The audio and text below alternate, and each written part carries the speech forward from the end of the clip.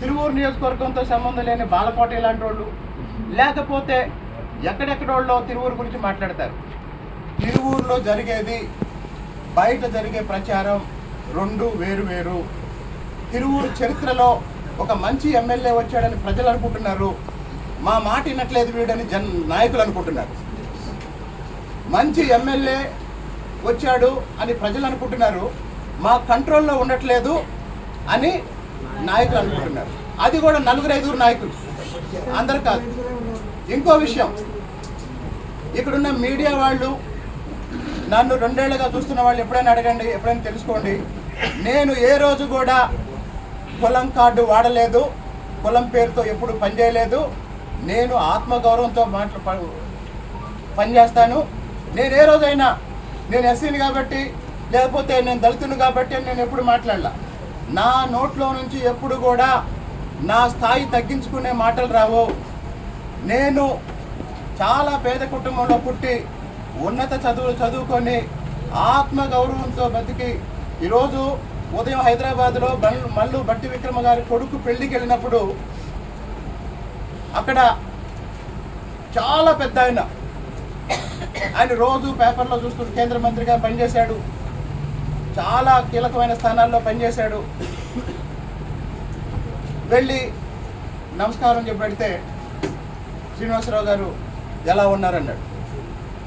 నేనేంటి మీకు తెలియటం ఏంటి అంటే, మీరు తెలియని వాళ్ళు ఉంటారా అన్నాడు. ఎక్కడ అర్జున్ సింగ్, ఎక్కడ కొలిపూడి శ్రీనివాసరావు? అర్జున్ సింగ్ కాదు, దిగ్విజయ్ సింగ్.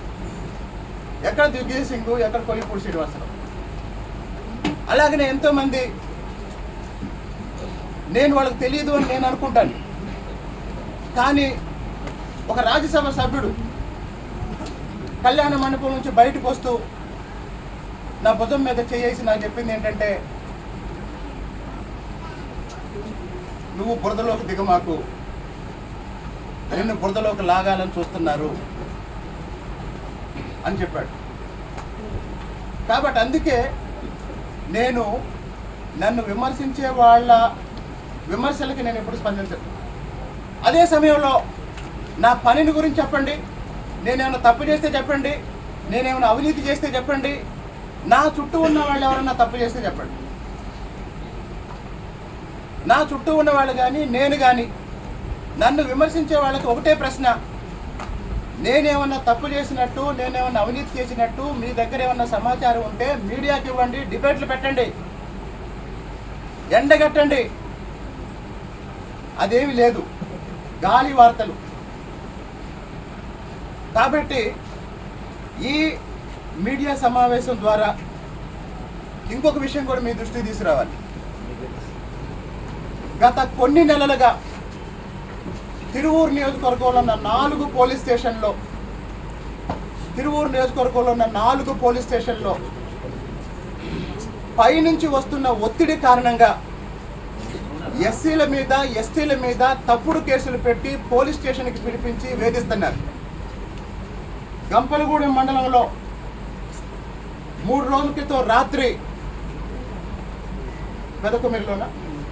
పెదకుమెరిలో అజయ్ అనే అబ్బాయిని తెల్లవారుజామున 4:30కి పోలీస్ స్టేషన్కి తీసుకెళ్లారు.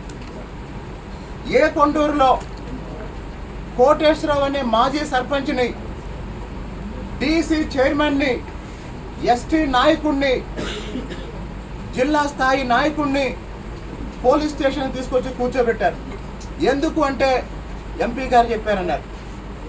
నేను మళ్ళీ పోలీసు వారికి చెప్తున్నా, పైనుంచి రాజకీయ ఒత్తిళ్లు వచ్చాయని ఎస్సీల మీద, ఎస్టీల మీద, అమాయకుల మీద తరచుగా మీరు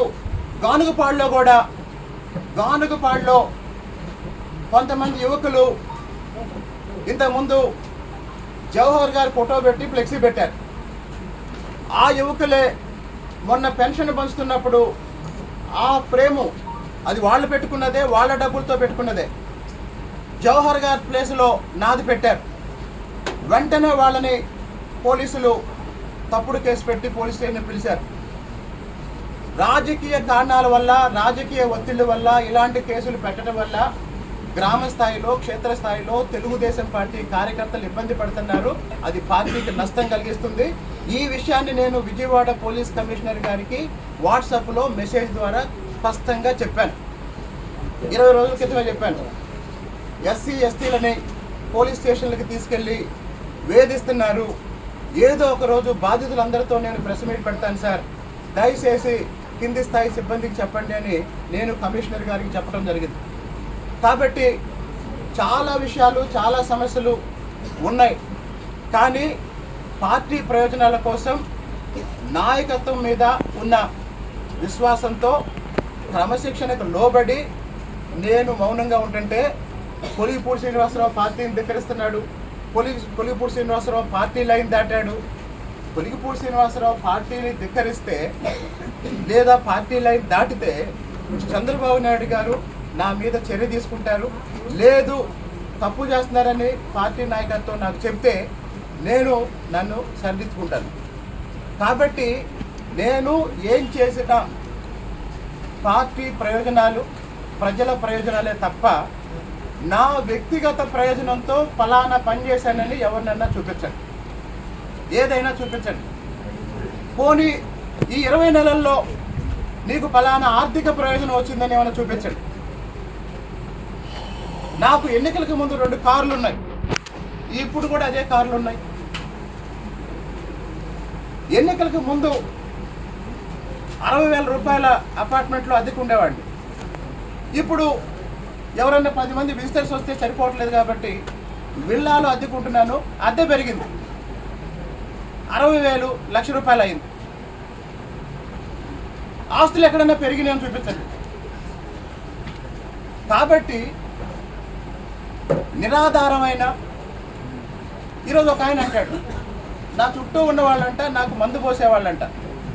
నా జీవితంలో నాకు మద్యం తాగే అలవాటు ఉందని చిన్నప్పటి నుంచి నాకు తెలిసిన వాళ్ళు ఎవరైనా ఒక్కళ్ళు చెప్తే వాళ్ళు మీరు ఏం చేయమంటే అది చేస్తారు. వీళ్ళందరూ తెలుసు. వీళ్ళందరూ బాధ, చాలామంది నియోజకవర్గంలో బాధ ఏంటంటే చరిత్రలో మొట్టమొదటిసారి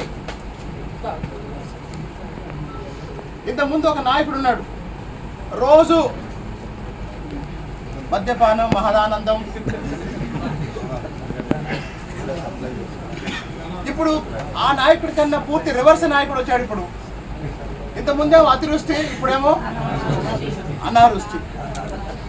కాబట్టి కొలిగిపూడి శ్రీనివాసరావు ఆస్తి ఏంటో తెలుసా? క్యారెక్టర్. కాబట్టి నా మీద 4 పెద్ద ఛానల్స్, 40 యూట్యూబ్ ఛానల్స్ లేదా పత్రికలు 100ల సార్లు నాకు వ్యతిరేకంగా వార్తలు రాసిన